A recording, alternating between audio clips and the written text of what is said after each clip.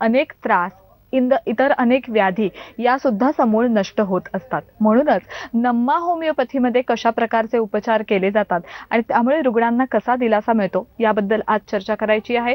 एका वेगळ्या विषयावर सुद्धा आज तुम्ही माहिती घेणार आहात आणि त्यासाठी माझ्या बरोबर आहेत डॉक्टर रीना.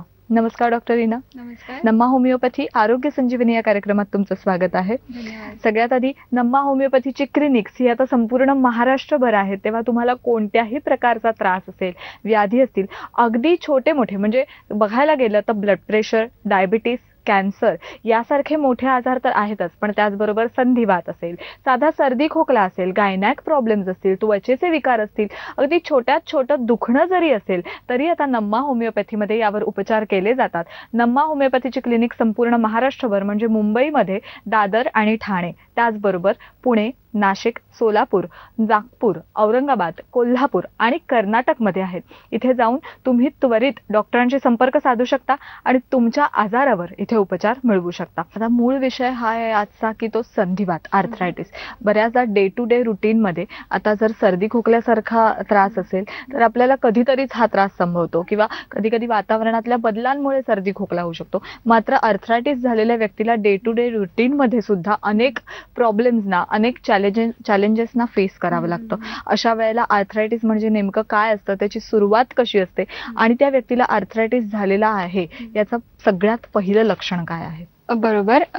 कसं असतं माहितीये का, आता नॉर्मल व्यक्तीने म्हणजे आपणही खूप जास्त एक्झर्सन केलंय, खूप जास्त आपल्याला शारीरिक तणाव पुरतोय, कामं करतोय, असं जर खूप दिवसांपर्यंत झालं तर नॉर्मल व्यक्तीला पण बॉडी पेन होऊ शकतं, सांधेदुखीचा त्रास होऊ शकतो. तुम्ही अगदी 10-10 तास कम्प्युटरवरती बसताय तर आपल्याला मानदुखी, पाठदुखी पण होऊ शकते. बरोबर. म्हणजे याला आपण काय म्हणू शकतो की एक इनडिस्पोजिशन आहे किंवा हे तुमच्या लाईफस्टाईलमुळे झालेले आजार आहेत. यासाठी तुम्ही थोडंफार औषधी घेतलं आणि प्रॉपर रेस्ट केली, प्रॉपर डाएट मॅनेज केलं तर तुमच्या त्या तक्रारी कमी होऊन जातात, है ना. म्हणजे काही दिवसात आपल्याला आराम पडून जातो थोडंफार दुखणं असेल तर. पण जर हेच दुखणं तुमचं कायम स्वरूपात राहतंय, आपण काय म्हणतोय ना की कुठला पण आजार आपण क्रॉनिक किंवा दीर्घकालीन मध्ये केव्हा टाकतो, जेव्हा तो तुम्हाला 3 ते 6 महिन्यापर्यंत तो टिकून राहतोय. म्हणजे त्या व्याधी किंवा ते जे दुखणं आहे तुम्हाला हे सलग 3 महिने ते 6 महिन्यापर्यंत तुम्हाला चालूच आहे. माझे गुडघे दुखणं चालू झाले, हे अगदी खूप दिवस झाले चालूच आहे. थोडं पण आपण चालतोय, बसतोय, उठतोय, काम करतोय तरी पण आपल्याला तो त्रास चालूच आहे. दुखण्यासाठी आपण पेन किलरची एखादी गोळी लगेच घेऊन टाकतो. आता आपल्याला सवय असते, थोडं पण दुखलं की आपण एक गोळी घेऊन टाकतो, है ना. तर ह्या गोळ्या घेऊन सुद्धा तुम्हाला जर तो त्रास वारंवार येतोय, म्हणजे आपल्याला कळायला लागले की हा माझ्या आता जीवनातला किंवा रोजच्या दिवसातला हा एक पार्ट झालाय, दुखणं म्हणजे जीवनातला एक पार्ट झालाय. सो त्यावेळेस आपण म्हणू शकतो की पेशंटला संधिवाताची सुरुवात झालेली आहे म्हणून. ओके. तर आता जसं की संधिवाताबद्दल बोलायचं झालं, आर्थरायटिस म्हणजे नेमकं काय, ही जनरलाइज टर्म आहे. सगळ्या सांध्यांच्या रिलेटेड ही एक टर्म आहे, ज्याच्यामध्ये काय सांगितलं जातं की ती हाडांवरती आलेली सूज, ऑर्थो आणि आयटिस, इन्फ्लमेशन म्हणजे हाडांवरती आलेली सूज. तर याला डिव्हाइड केलेलं असतं. आता रेग्युलर बेसिसवरती आम्हाला जसं की मॅक्झिमम पेशंट बघायला मिळतात ऑस्टिओ आर्थरायटिसचे. ऑस्टिओ आर्थरायटिस म्हणजे काय, संधिवात. ऑस्टिओ आर्थरायटिसचा जो आजार असतो हा तुम्हाला वयानुसार येताना आढळतो. जसं की वयाच्या 40 किंवा 50 किंवा 60च्या दरम्यान तुम्हाला गुडघेदुखीचा त्रास होतो. या आजारामध्ये तुम्हाला युजली मोठे सांधे म्हणजे तुमचे गुडघे म्हणा, तुमचे हिप जॉईंट म्हणा, तुमचे खांदे म्हणा, ह्या सगळ्या जॉईंट्समध्ये तुम्हाला वेदना चालू होतात.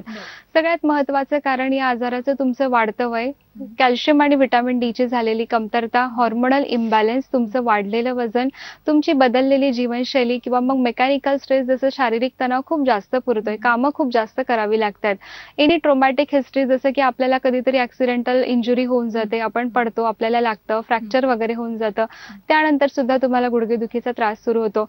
या त्रासांव्यतिरिक्त मानसिक ताणतणाव हे सुद्धा एक महत्त्वाचं कारण या आजारामागे ठरू शकतं.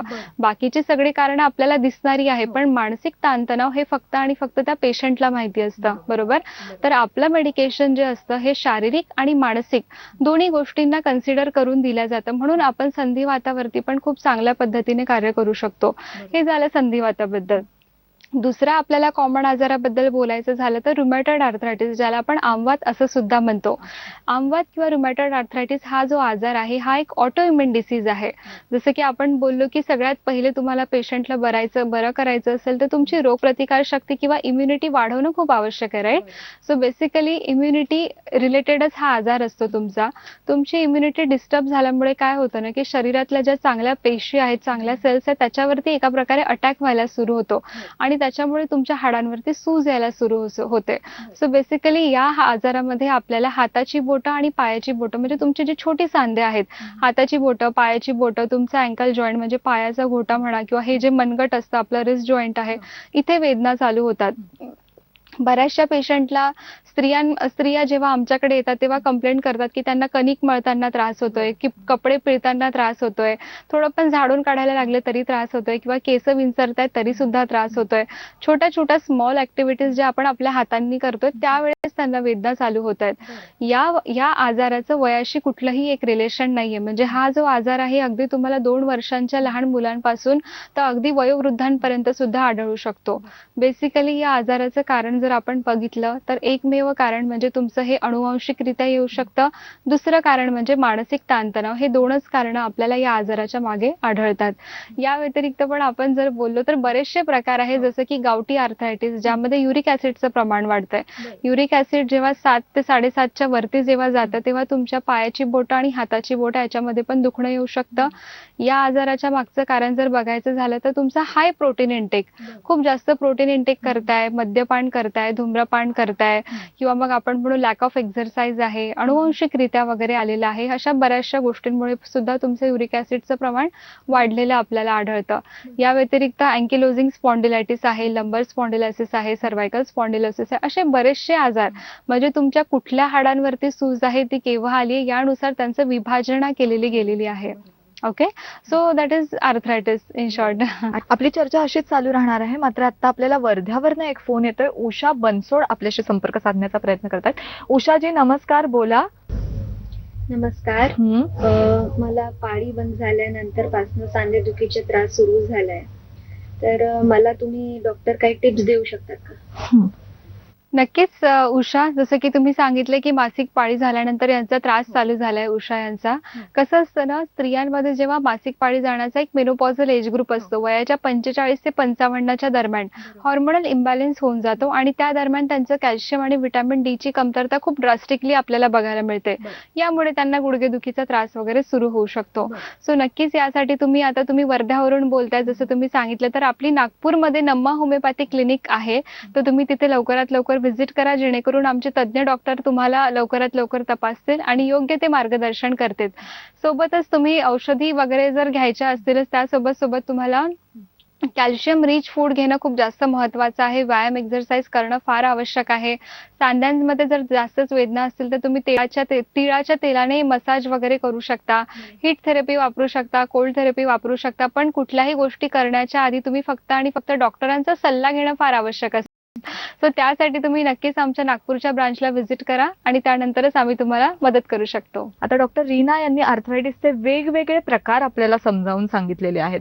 अनेकदा काय होतं की पेशंट्सना सुरुवातीला आपला आर्थरायटिस हा कोणत्या प्रकारात मोडतोय हे कळत नाही. साधारण थंडी वाढल्यानंतर हाताची बोटं आखडणं म्हणा किंवा तुम्ही जसं म्हणालात दैनंदिन जीवनात छोट्या छोट्या गोष्टी न करता येणं, यामुळे मानसिक ताणतणाव तर त्यांचा वाढतच असतो.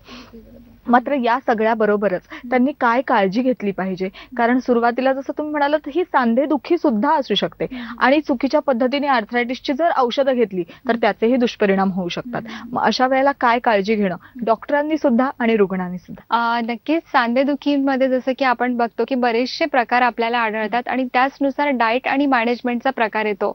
बेसिकली आपण आपल्या नम्मा होमिओपॅथिक क्लिनिक्समध्ये कुठल्याही प्रकारचे डायटरी रिस्ट्रिक्शन जास्तीत जास्त पेशंटला सांगत नाही.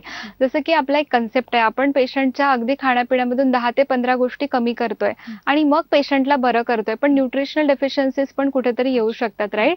सो आमचं असं एक मत आहे की पेशंटला सर्व काही खाऊन सुद्धा त्याचा आजार बरा होणं हे खूप जास्त गरजेचं आहे आणि तोच आमचा एक मेन फोकस असतो.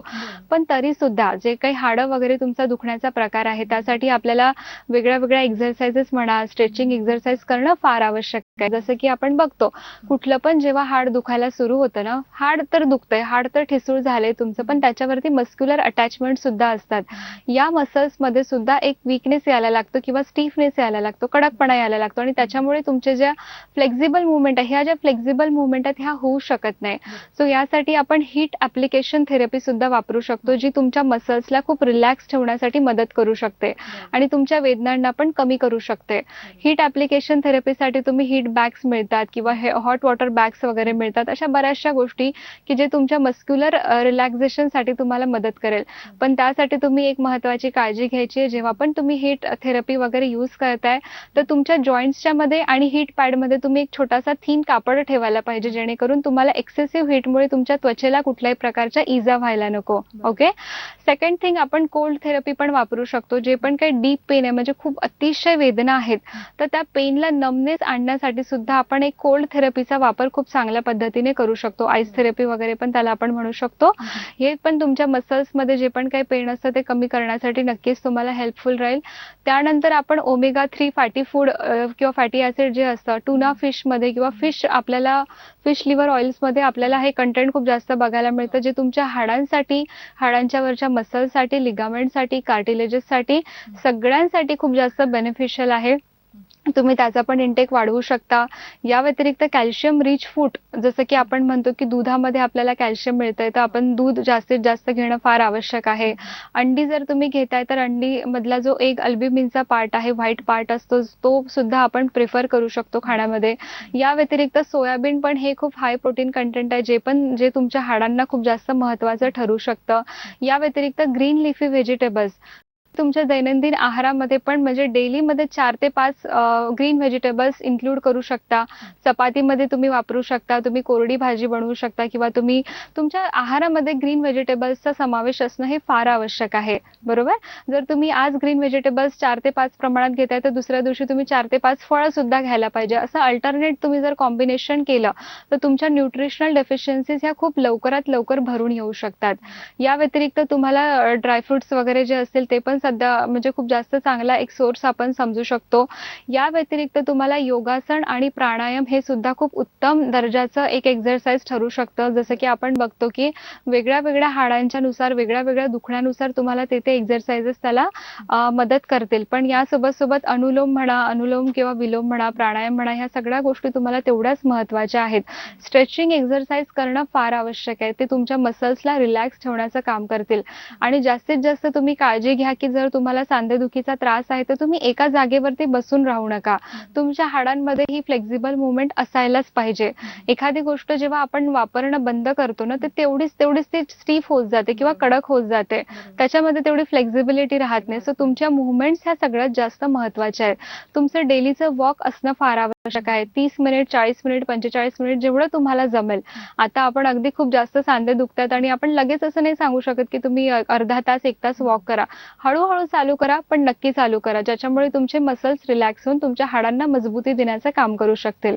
या व्यतिरिक्त तुम्ही खूप जास्त चांगल्या प्रमाणात प्लेंटी ऑफ वॉटर जे म्हणतो आपण, जेवढं तुम्ही बॉडीला हायड्रेट ठेवणार, तेवढी तुमची डायजेशन सिस्टीम चांगली होईल. आपले जे पण काही आजार असतात ना, हे आपल्या अन्न पचन किंवा आपल्या पचन संस्थेतूनच निगडीत असतात. तुम्ही जेवढं व्यवस्थित खाणार, खाल्लेल्या गोष्टी आपण कित्येकदा ऐकतो की आम्ही इतकं खातोय, एवढं डाएट करतोय, पण ते आमच्या अंगाला लागत नाहीये. सो हे अंगाला लागणं म्हणजे काय असतं? तुम्ही व्यवस्थित खाल्ल्यानंतर ते प्रॉपर डायजेस्ट झालं पाहिजे. बरोबर. डायजेस्ट झाल्यानंतर त्याच्यामधले जे काही न्यूट्रिएंट कंटेंट आहेत, हे सगळे रक्तामध्ये ओढून घेता आले पाहिजे. त्याला आपण ॲसिमिलेशन किंवा शोषण क्रिया असं म्हणतो. सो होमिओपॅथिक उपचार पद्धती या ॲसिमिलेशन वरती काम करतं. नॉर्मल किंवा नैसर्गिक पद्धतीने तुम्ही जे पण काही कॅल्शियम रिच फूड खाताय ना, हे नैसर्गिक कॅल्शियम आपल्याला हाडांपर्यंत पोहोचवायचं आहे. आपल्या क्लिनिक्समध्ये कुठल्याही प्रकारचे आपण कॅल्शियम सप्लिमेंटेशन देत नाही. Pain killer, calcium supplementation, steroid किंवा हॉर्मोन्सच्या गोळ्या अशा प्रकारचा प्रकार नाही आहे आपल्याकडे. म्हणून आपण 0% साईड इफेक्टची गॅरंटी देऊ शकतो. सो बेसिकली आपलं काम काय असणार? तुमच्या पचनक्रियेला खूप मजबूत करणे, तुमची शोषण क्रिया खूप चांगली करणे. आता रक्तामध्ये सगळे न्यूट्रिएंट्स तर ओढून घेतलेत आपण, चांगल्या प्रकारे त्याचं पचन पण झालेलं आहे, पण सर्क्युलेशन इम्प्रूव्ह करणं पण तेवढंच गरजेचं आहे. तो रक्तप्रवाह त्या सांध्यांपर्यंत जाऊन ते योग्य ठिकाणी ते न्यूट्रिएंट्सचा सप्लाय व्हावा. तर अशा प्रकारे एक साखळी पद्धतीने आपल्याला हे काम करायचं असतं. अशा बऱ्याचशा गोष्टी असतात. सगळ्यात महत्त्वाचं तुमचा व्यायाम, एक्सरसाइज, तुमचं खाणं-पिणं, तुमच्या आजूबाजूचं वातावरण, तुमचं वेट मॅनेजमेंट सर्वात महत्त्वाचं. वेट जेवढं जास्त असणार, गुडघ्यांवरती लोड तेवढा वाढणार. गुडघेदुखीचा त्रास तुमचा लवकरात लवकर चालू होऊ शकतो. या व्यतिरिक्त तुम्ही मेडिटेशन वगैरे पण करू शकता, बरोबर आहे. आणि हे कशासाठी? कारण की आपलं स्ट्रेसफुल लाईफ आहे. तुम्हाला मानसिकरित्या रिलॅक्स राहणं पण तेवढंच आवश्यक आहे. आपण पेशंटला फक्त फिजिकली ट्रीट करतोय, पण पेशंट मेंटली डिस्टर्ब आहे असं चालत नाही. ॲट द सेम टाइम तुमची मेंटल हेल्थ आणि तुमची फिजिकल हेल्थ या दोघांना पण जेव्हा आपण सेम रेशोमध्ये किंवा समतोल पद्धतीने सांभाळू, तेव्हाच पेशंटचा आजार आपण समूळ नष्ट करण्यासाठी मदत करू शकतो. आपल्याला पुन्हा एकदा पुण्यावरनं एक कॉल येतोय. अजित, हा अजित बोला. नमस्कार डॉक्टर, मी अजित पुण्यावरून बोलते. मला सोरियासिस आणि आर्थरायटिसचा त्रास आहे गेले 4-5 वर्षापासून. तर माझे सोरियासिसचे जे पॅचेस आहे ते तर बऱ्यापैकी कमी झालं आहे, पण सांधेदुखीच्या त्रासमुळे मला खूप त्रास होत आहे. मी काय केलं पाहिजे? ओके अजित, जसं की तुम्ही सांगितलं की तुम्हाला सुरुवातीला सोरियासिसचा त्रास होता. सोरियासिसचे पॅचेस तर तुमचे कमी झालेत, पण आता तुम्हाला सांधेदुखीचा त्रास चालू झालाय. तर हे कदाचित तुमचं सोरियाटिक आर्थरायटिसचं लक्षण असू शकतं. सो नक्कीच तुम्ही आता पुण्यावरून बोलताय, तर पुण्यामध्ये डेक्कनला आमची नम्मा होमिओपॅथीची ब्रांच आहे. तुम्ही तिथे लवकरात लवकर व्हिजिट करा. तुमची योग्य तपासणी करून योग्य केस टेकिंग घेऊन आम्ही तुम्हाला लवकरात लवकर मेडिकेशन देऊन तुमच्या दुखण्यांवरती आपण आरामदायक एक रिझल्ट देऊ शकतो. सर, सोरियाटिक आर्थरायटिसचा जो प्रकार असतो ना, कसं आहे की हा एक ऑटोइम्युन डिसीज आहे. तुम्ही बरेचसे औषधी वगैरे घेताय, क्रीम लावताय, मलम लावताय, सोरियासिसचे पॅचेस कमी होत आहेत, पण तो आजार समूळ नष्ट झालेला नाही अजून पण. कुठे ना कुठे तो तुमच्या हाडांपर्यंत जाऊन पोहोचतोय, हाडांना त्रास देतोय आणि त्याच्यामुळे तुम्हाला वेदना चालू झालाय. जर आपल्याला या आजाराला बरं करायचं असेल तर सगळ्यात पहिले तुमची इम्युनिटी बूस्टअप करणं फार आवश्यक आहे. तेव्हाच कुठे तुमचा सोरियासिस हा मुळापासून जाईल आणि तुमच्या हाडांचं दुखणं पण आपण कमीत कमी प्रमाणामध्ये ठेवू शकतो आणि कमी करू शकतो. सो नक्कीच तुम्ही आमच्या डेक्कन ब्रांचला व्हिजिट करा, जेणेकरून आम्ही तुम्हाला लवकरात लवकर तपासून योग्य ती ट्रीटमेंट देऊ शकतो. बरोबर आहे. जसं तुम्ही म्हणालात की हाडांची ठिसूळता असो किंवा मग सांध्यांमध्ये जी स्निग्धता कमी झालेली आहे, अशामुळे संधिवात किंवा आर्थरायटिस सारखा आजार उद्भवू शकतो. याचबरोबर अनेक अनुभव तुमच्या गाठीशी आहेत. अनेक वर्ष तुम्ही नम्मा होमिओपॅथीशी जोडल्या गेलेल्या आहात आणि त्या माध्यमातून तुम्ही अनेक रुग्णांवर यशस्वी उपचार सुद्धा केलेले आहेत. तर असे काही अनुभव आहेत का जे आपल्या प्रेक्षकांबरोबर तुम्ही शेअर करू शकता? हो. संधिवाताचा असा काही अनुभव? नक्कीच. आता गेले 8 ते 10 महिन्या आधीचीच केस आहे. अगदी 4 वर्षाचा लहान मुलगा आहे तो. त्याला वयाच्या 2ऱ्या वर्षापासूनच रुमॅटॉइड आर्थरायटिसची सुरुवात झाली. जसं की आपण बोललो की रुमॅटॉइड आर्थरायटिस हा एक ऑटोइम्युन डिसऑर्डर आहे, राईट? तर हे अनुवांशिकरित्या पण येऊ शकतात. तर खूप लहान आहे तो, त्याची ग्रोथ पण स्टंटेड आहे.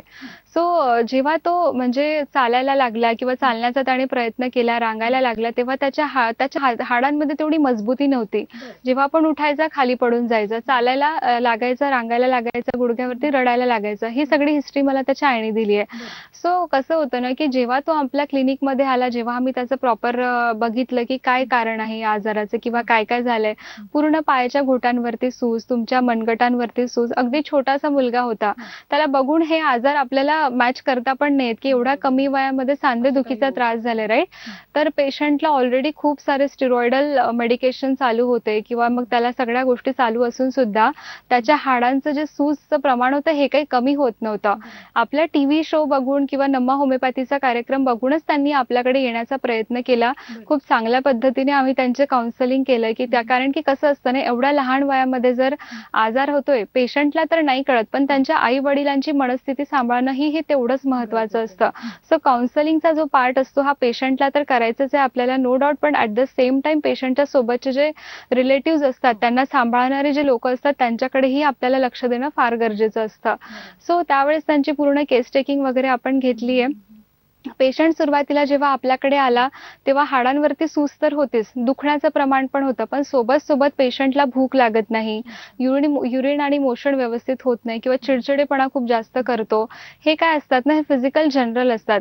आता आपण जेव्हा औषधी देतो, कमीत कमी 2 किंवा 3 महिन्यामध्ये त्याला फरक तर पडला. मी असं नाही म्हणत आहे की त्यांचं 3 महिन्यामध्ये अगदी हाडांची सूज कमी झाली आहे, बट डेफिनेटली पेशंटला इम्प्रूव्हमेंट आली. जसं की त्याचं दुखण्याचं प्रमाण कमी झालंय, पेशंट हॅपी राहायला लागलाय, त्याची एनर्जी लेवल वाढायला लागली आहे, घरच्यांसोबत तो खूप जास्त चांगल्या प्रकारे मिक्सअप व्हायला लागलाय, स्वतःहून जेवण वगैरे मागतोय, खायला प्यायला त्याला आवडतंय आणि झोपण्याचं प्रमाण, युरिन मोशनचं प्रमाण, ह्या सगळ्या गोष्टी ज्या आहेत लगेच त्यांचा आजार कमी होणार नाही, पण पेशंट तेवढाच मानसिकरित्या आणि शारीरिकदृष्ट्या हेल्दी असणं फार आवश्यक आहे, बरोबर? म्हणून तुमचा जो पर्टिक्युलर डिसीज आहे, जसं की आता तुमच्या हाडांवरची सूज कमी नाही झाली म्हणजे आपण बरं नाही झालो असं नसतं. ॲट द सेम टाइम पेशंटचे बाकीचे क्रायटेरिया सुद्धा तेवढेच चांगल्या प्रकारे मॅचअप व्हायला पाहिजे. अगदी 6 ते 7 महिन्यामध्ये पेशंटच्या हाडांवरची सूज पण कमी व्हायला लागली आहे आणि आपण प्रयत्न करतोय की त्याचे जे बाकीचे मेडिकेशन चालू आहेत, लाईक स्टिरॉइडल ॲप्लिकेशन्स किंवा what ever that medicine that time, तर त्यांचं प्रमाण सुद्धा आपण हळूहळू कमी करण्याचा प्रयत्न करतोय. ऑनगोईंग केस आहे ती, अजूनही आपल्या क्लिनिकमध्ये आहे सध्या. येस. डॉक्टर रीना, तुम्ही या कार्यक्रमात सहभागी झालात, उत्तम मार्गदर्शन आपल्या सगळ्या प्रेक्षकांना केलं, त्याबद्दल तुमचे खूप आभार. धन्यवाद. नम्मा होमिओपॅथी आरोग्य संजीवनी या कार्यक्रमात इथेच थांबूया. धन्यवाद. नम्मा होमिओपॅथी आरोग्य संजीवनी.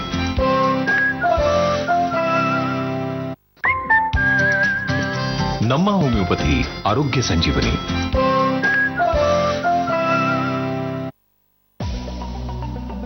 आज